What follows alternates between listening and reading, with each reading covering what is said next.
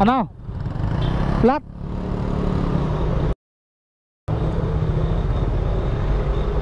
Yun lang, naplatan pa. Diyan parang may vulcanizing dyan sa bandang unahan.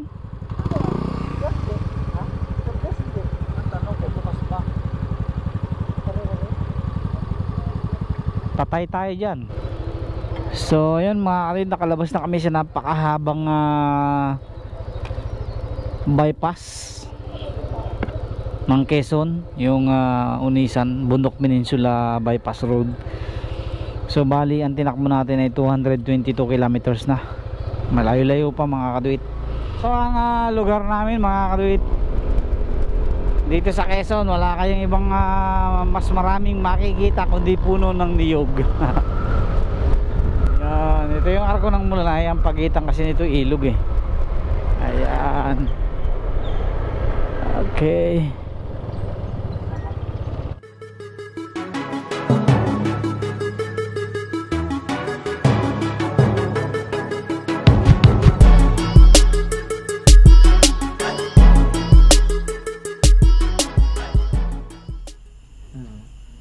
Apat lahat ng lane ay papuntang Lucena. Putang napakatagal ng biyahe na yun. Ang driver natin na nakapagsigaro. Ayan, kape muna tayo, kape muna.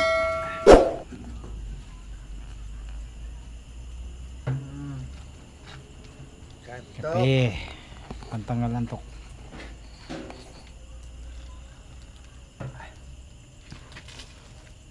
Yan natin ako siya ko inaantok.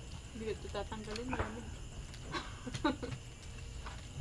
Tanggalin ko to eh. Ating para medyo basa. Malapit na tayo. Mabayan pa yan. Tawag ko yung karating doon. Maglaylay pa yan. Pag may mga 2 oras pa eh. Sige, naroon na kita. Pero kung ako nakatulog ng alis, hindi ako antukin. Hindi ay. Pagka-out na pagka-out ay. Dali. Ayos. Sila ba? Boss, kaya ng oras na. Hindi na ako natuwa. Tulog.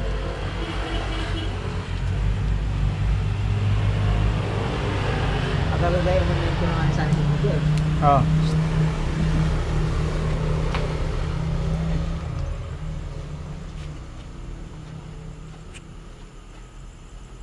Parang po kami naka-grades kanina. Mga signalize din mga.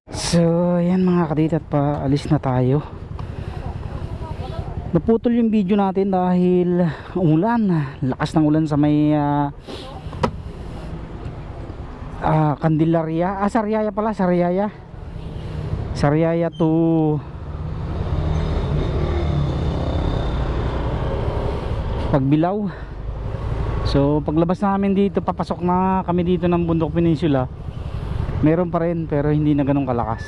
Kaya ngayon lang tayo nakapag open ng ating vlog.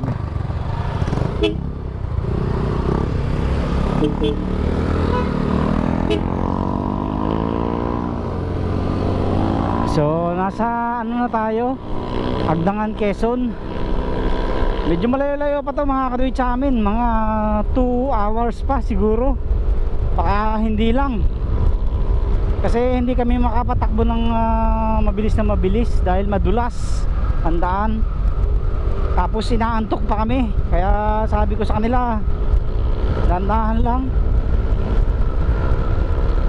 So huminto ako at nagkape muna kami. Tapos kumain ng Cloud9. Grabe antok ko talaga. So buti na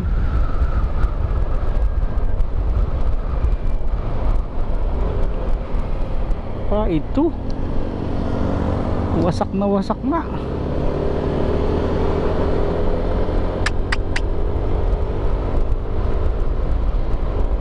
ang ban ni parang Reyna na isa.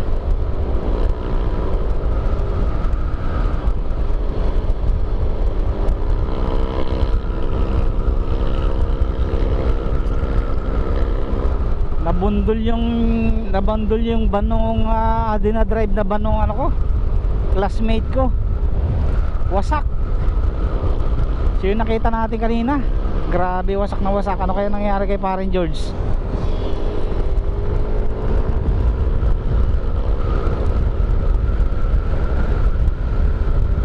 Kaya mahirap din maging driver ng van eh. Tapos sobrang layo ng biyahe. Naku, takot. Si kuya dapat kukuha siya ng van, tapos ipapamasada namin. Sabi ko ayaw ko. Yan ang pinakaayaw kong business mga kaduit, transport. Napakadelikado niyan.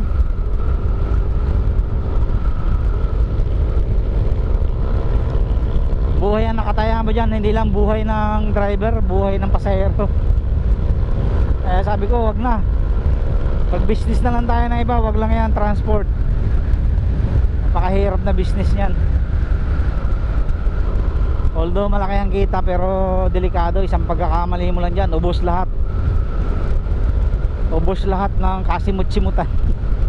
Katulad nun, nadali yung van ni parang Renan.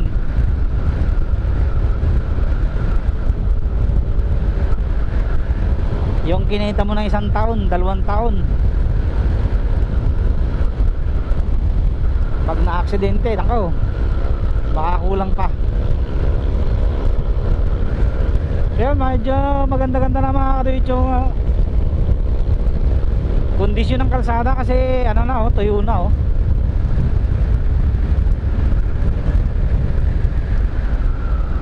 So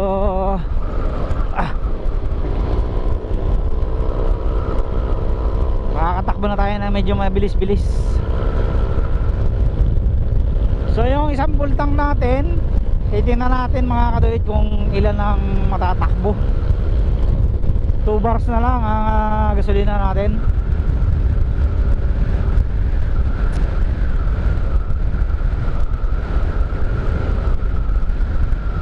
Nasa kilometer 610 na tayo. Simula sa ano yan simula sa Luneta.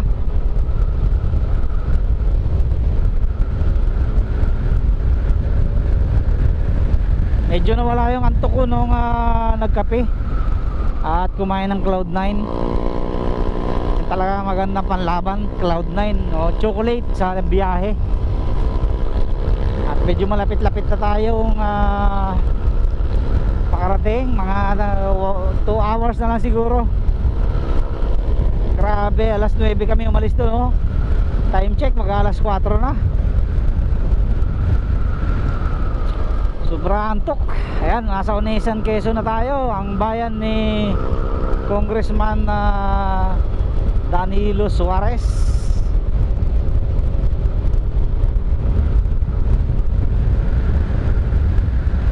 Onisan, Quezon mga kaduit. Tuloy-tuloy lang tayo. Ayan na mga kaduit, nandito na tayo sa bayan ng Onisan, Quezon. Onisan, Quezon. Onisan, love you too. Ayos medyo maliit na bayan lang din to mga kaduit.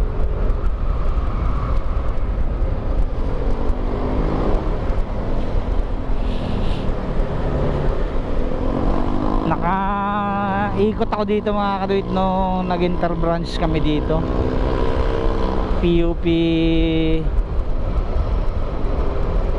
interbranch. Matagal na yan, 2000 na higit pa yan. Maliit na bayan lang ito. Isang tumpok lang kumbaga man. Ano? Flat?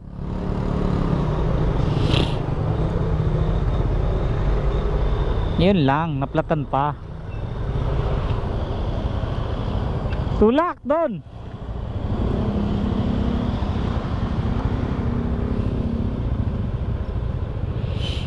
Flat. Likod. Oo nga, sabi ko sa iyo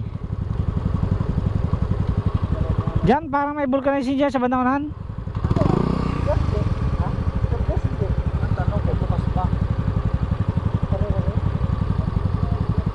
Patay tayo dyan.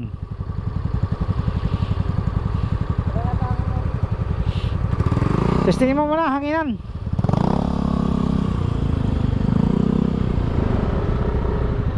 Yan lang mga kaduwit, naplatan pa.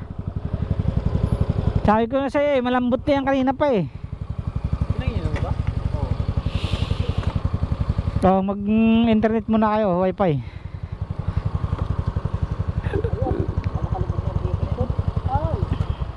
Wasak.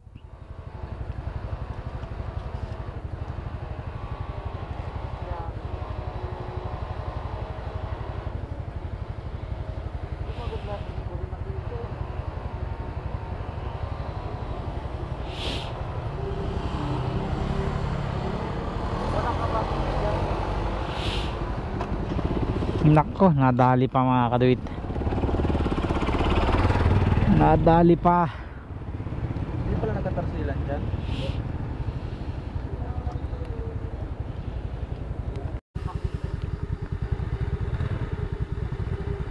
So yan mga kaduwit, at nakarating kami dito sa kasulok-sulukan ng Unisan, Quezon para magpa-vulcanize. Buti na lang mayroong tricycle driver na tumulong sa atin. Hinatid tayo dito sa sulok. Papasok na to eh. Okay, thank you kuya.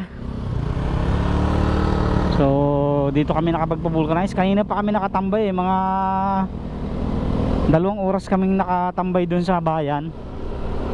Yung mga vulcanizing doon ay sarado pa. So mayroong tricycle driver na bumili doon sa tindahan na tinatambayan namin. Nagtanong kami kung mayroong vulcanizing na alam na pwedeng makatok. At yun, dito kami sinamahan. Malayo na to sa highway. Papasok na to sa barangay.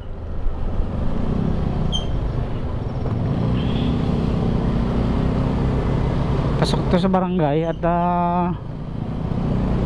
buti na lang nasamahan kami dito. Pwede raw katukin. Ayun, kinatok naman nung tricycle driver.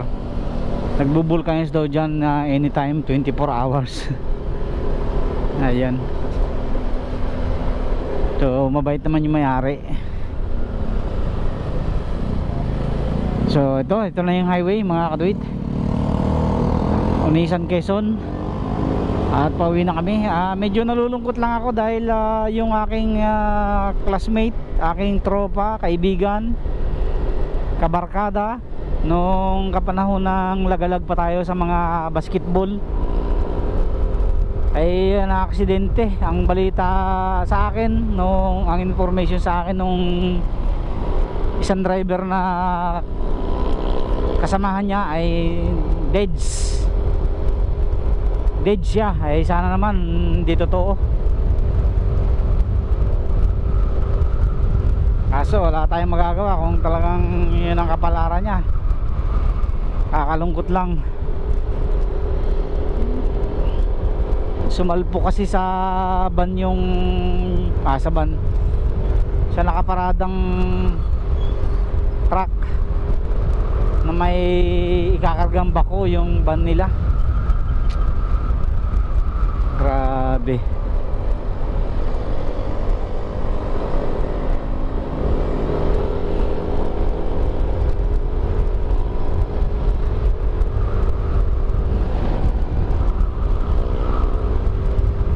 Inumaga na kami mga kaduwit. Galaw ka, alas 9 ng gabi kami umalis.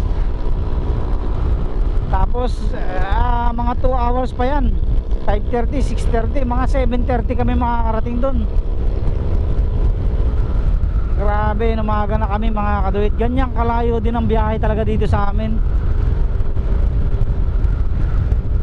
Inaabot talaga na pag mabilis-bilis ang takbo mo 8 hours, pag mabagal 10 hours.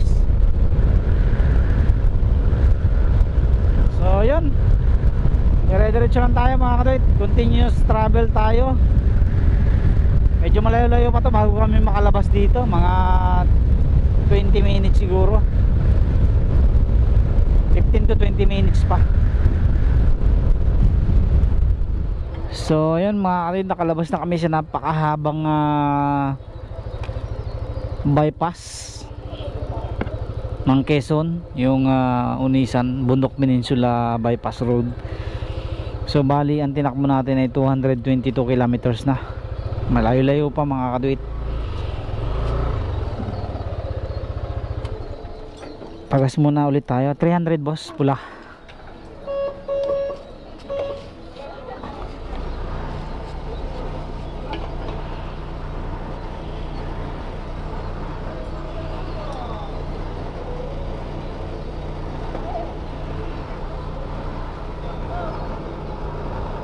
$70.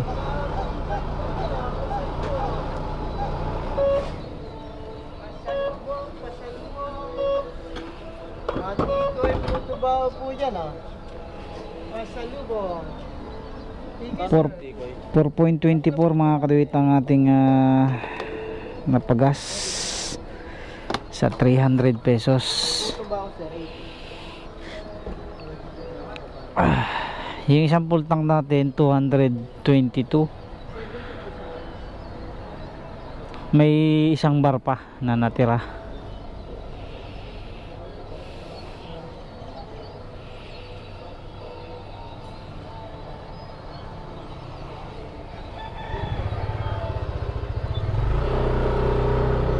Grabe layo din mga kaduit yung pinasukan namin na yan, yung bypass na yan. Ito talaga yung original na daan yan papuntang Gumaka, Quezon. Tapos buti na lang na-develop yung itong daan na to. So nakakalis kami ng 1 hour dyan pag dyan kami dumadaan. Compare dito, matraffic pa dun sa may kapasok ng Gumaka.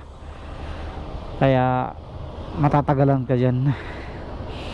Kaya yung ibang mga biyaheng Bicol dito dumadaan tapos bumabalik lang sila dyan para iwas traffic.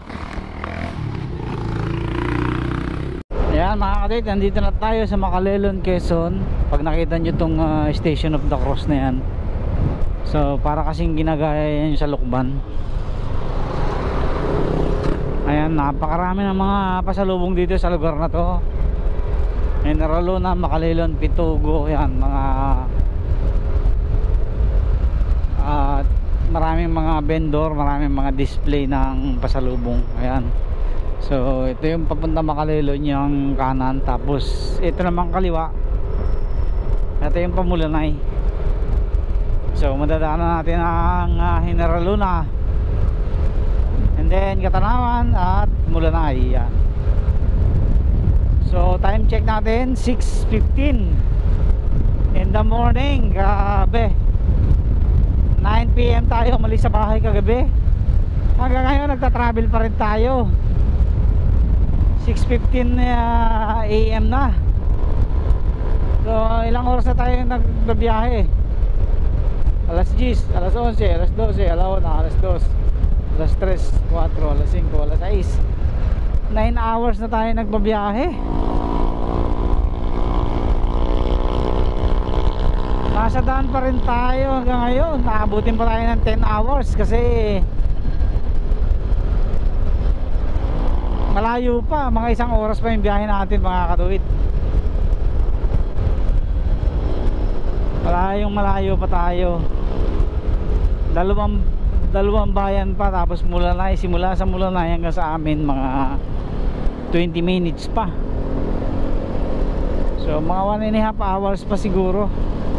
1.5 hour bago tayo makarating. So let's go, dire-diretso lang. Mas maganda lang mag-travel kasi maliwanag na Okay, nasa bayan na tayo ng General Luna mga kaduit. Ang bayan ng bayani. General Luna.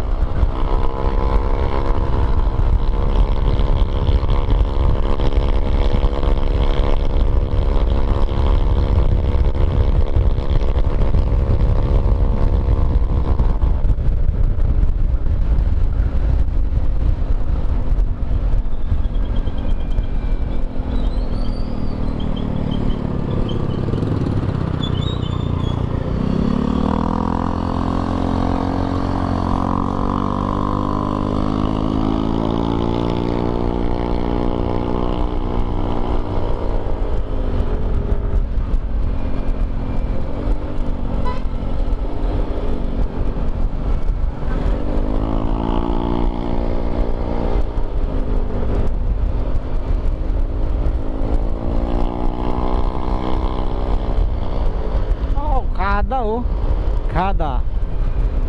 Okada. Ito ang lugar namin mga kaduit.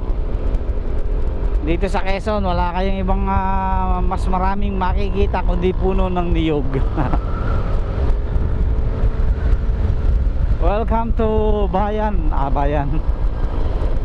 Welcome to Quezon Province.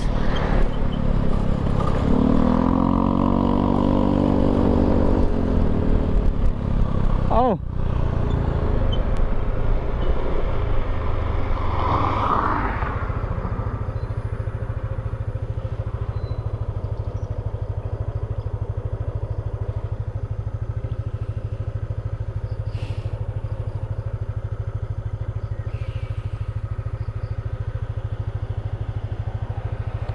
Very ano naman tong ano to, puno na to, tabi puno no, tabi po creepy.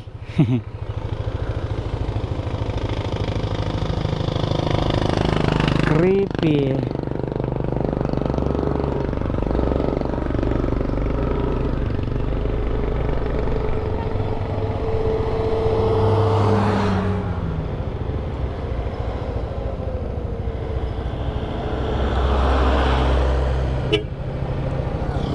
Parang George sila.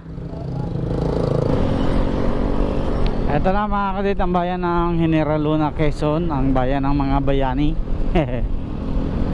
So ulit pakanan, papunta yan ng bayan. Then dito tayo sa kaliwa, kasi ito yung Pamulunay. Ayan, dito tayo.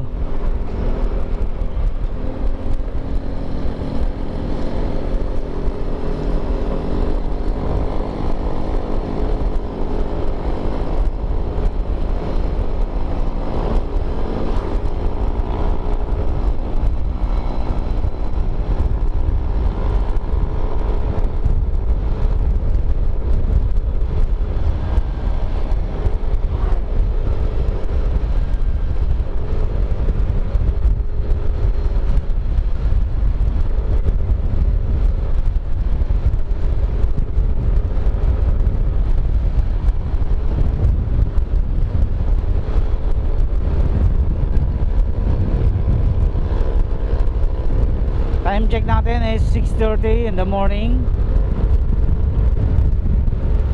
Mga isang oras pa. Isang oras at kalahati siguro.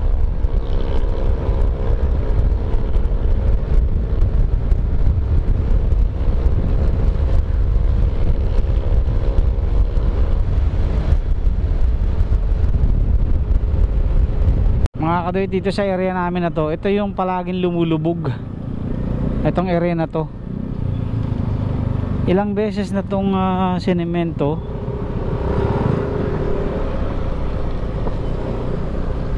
Pero ulit na lumulubog. Kaya ang ginawang solusyon na lang nila, ayan, nilagyan ng parang tulay. Kung tutuusin, wala namang ilog dito eh. So ayan o, pansinin nyo, ito dati mataas to eh. Itong ano na to, itong kalsada na to mga kadit, mataas to dati. Tapos sementado na talaga, concrete na. So sa katagalan ng panahon, lumulubog siya ng lumulubog, palaging bumibitak ng bumibitak. Kaya ang ginawa nila yan, kaya nilagyan na ng parang tulay. Tapos meron pa dito isang bahay dati na napakaganda, malaki, fully furnished, parang 3-story yata yun, 2-story na bahay. Dito sa area na yun to eh. Saan nga ba yun? Dito yata yun. Dito yun eh, sa area na yun. Ayan, dito sa area na yan. Ang nangyari sa kanya mga kaduit, gumuho siya, lumubog din siya. Kasi yung area yata na yan, fault line itong area na to. Kaya lahat ng mga madaanan ng fault line o pumatong na establishment sa fault line, lumulubog siya unti-unti. Kaya yun ginawa nilang ng solusyon na pangmatagalan. Ewan ko lang kung lulubog pa yung ano na yun, tambak nila na yun.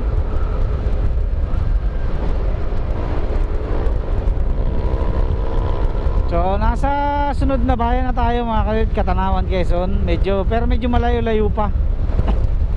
Mga 10 minutes pa siguro bago tayo makarating ng bayan ng Katanawan. Tapos simula bayan ng Katanawan hanggang Mulalay, mga 10 to 15 minutes pa rin. And then simula sa Mulalay hanggang sa amin mga 30 minutes. So gugugol pa tayo ng almost 1 hour. So mga 8 tayo makakarating sa bahay. Estimated ko pinaka mabagal na yun.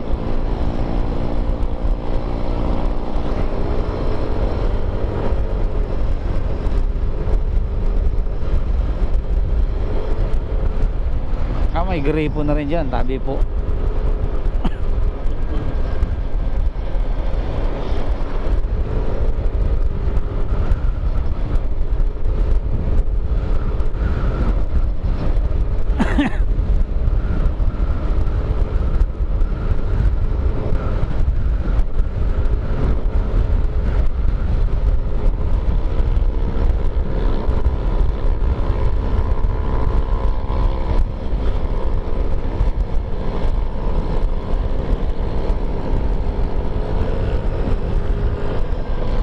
Nandito tayo mga kadoy sa area ng angkan ng aking tatay. Ayan, nandito yung lahat ng mga kamag-anak niya sa area na to. San Isidro, Katanawan, Quezon.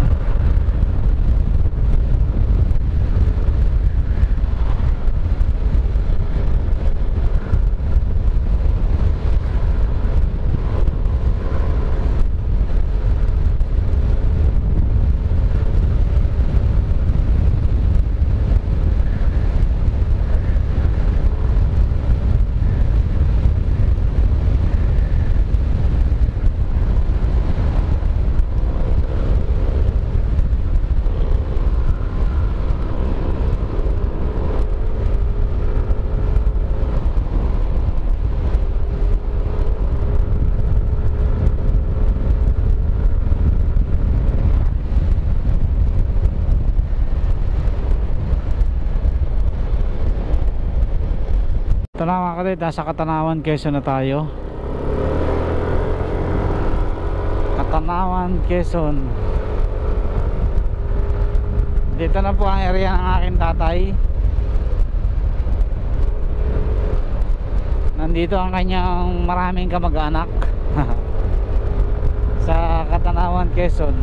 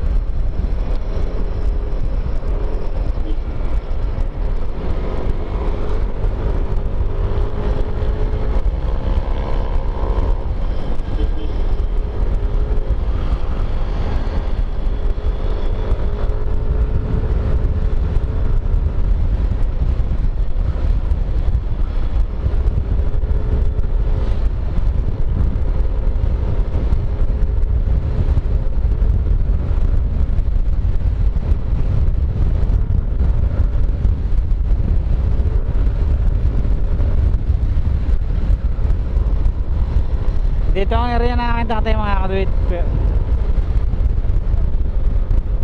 Dito siya ipinanak sa lugar na to. Ayan, meron papasok dyan na barangay road. So taga riyan siya. Yan, yung nasa kanan na yan, taga dyan siya.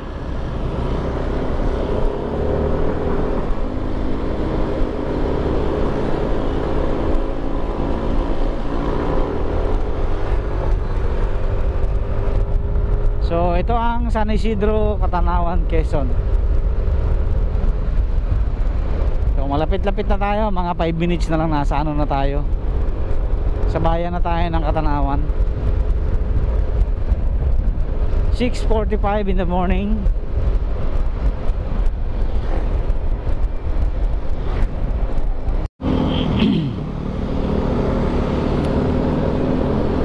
Okay, nandito na tayo mga kadit sa Catanawan, Quezon. Nakakaantok pa rin. Antok na naman ako mga kaduit. Parang nag-endurance challenge din tayo Nag-Ironman din tayo Nakakaantok kong magbiyahe. Sure ball, pagdating ko nito sa bahay, bagsak ako nito.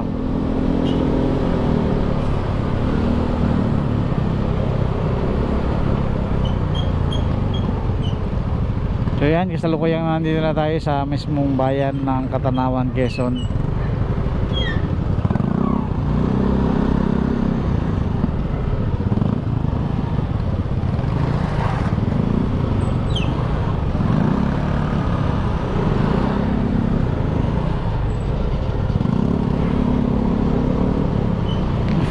Antok. Buti na lang, malapit-lapit na mga kadit, mga 30 minutes na lang.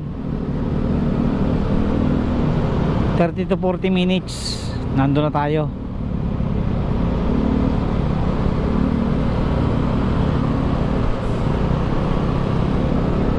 Grabe, antok ko talaga.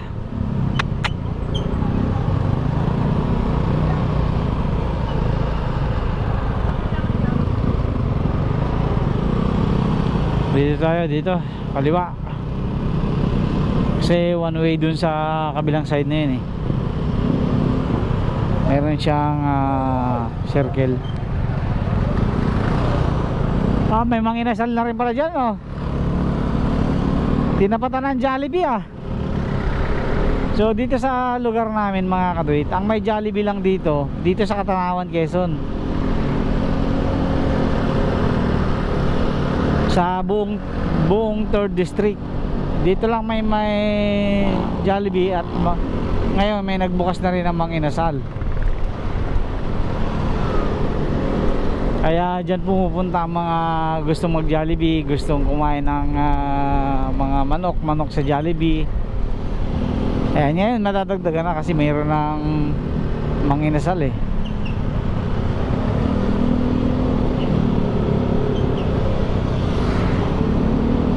Yung mga may hilig sa only rice, ayan, pwede kaya sa manginasal. Yung mga nakakasampung kanin.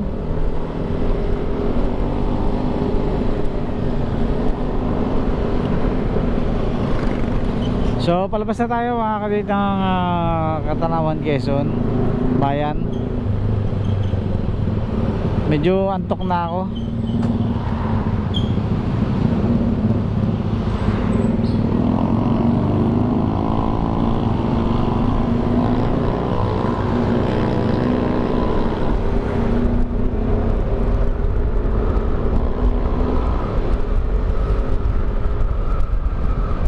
So yan mga kadit, palabas na tayo.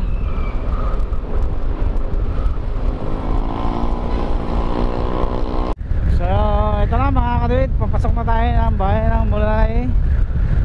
Nasa boundary na po tayo.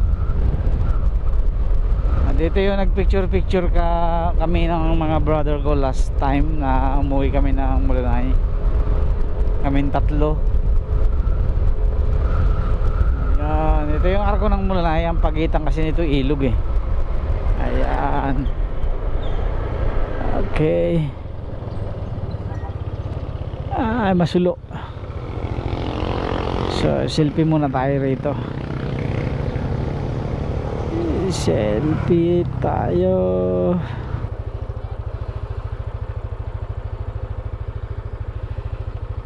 Masulo. Gawa nung araw.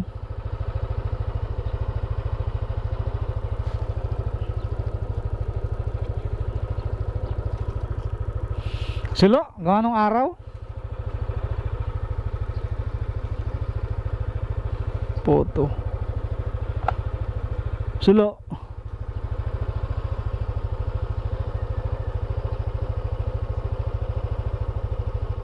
nakapag picture na tayo mga kaduit. Uwi na tayo. Wala na makapagpahinga. Grabe, pagod.